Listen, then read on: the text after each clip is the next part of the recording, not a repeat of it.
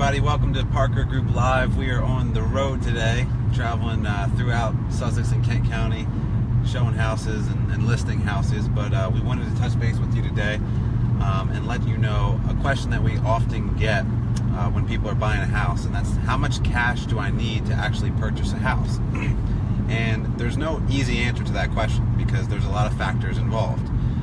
The first thing that people need to understand and realize is that when you make an offer on a house, typically you need to put down what's called an earnest money deposit. And this deposit is held in an escrow account until settlement. And what it does basically is it shows the seller that you're serious about moving forward. Now this amount is completely negotiable. It could be as little sometimes as $500, or we've seen earnest money deposits as much as $15,000.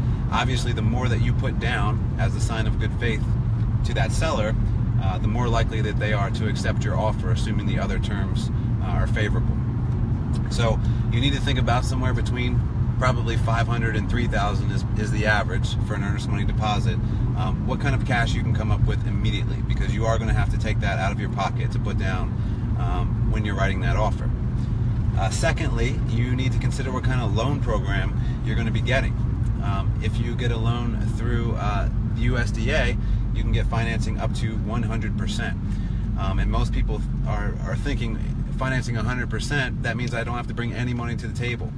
And that's not necessarily the case, because you still have closing costs that you need to consider, whether that's home inspections, termite inspections, lending fees, title insurance, attorney fees. All of those things are things that you need to consider. Now, what we can often do as agents is we can negotiate on your behalf to get the seller to contribute a percentage of the sales price towards your closing costs. So we actually have settlements occasionally where the buyer brings no money to the table. They still had to put down that earnest money deposit, but beyond that, it was 100% financed, including all of their closing costs were rolled into that as well. So we can do that for you and help you through that process. If you get a conventional loan, you may need to have as much as 20% down. There's some new programs out there where you can get a conventional loan with 3.5% down, but not all banks are doing those, not all lenders are doing those, so that's something that you want to consider. And then of course there's FHA, where you're going to need to have at least 3.5% down. And again, when we say money down, that is separate from that earnest money deposit, that initial deposit that you put down as part of the offer.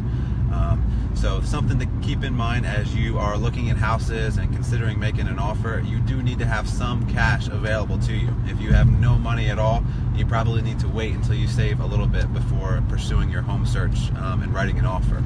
But if you have $1,000 and you have good credit and you're working with a great lender and a great realtor, then there is a possibility at some point that you could move forward with an offer with only $1,000 to put down in the first place. But give us a call and we can help you through that process. But there's lots of different options out there available to people. You don't need to bring 20% down to the table every time, and you can't always buy a home with 100% financing. So let us explain to you the differences and how that process works and connect you with the right people to make that happen. So comment below with any questions, suggestions. Sorry we're on the road today, but it's just been a crazy, chaotic day. I hope you enjoy this beautiful weather. See you guys.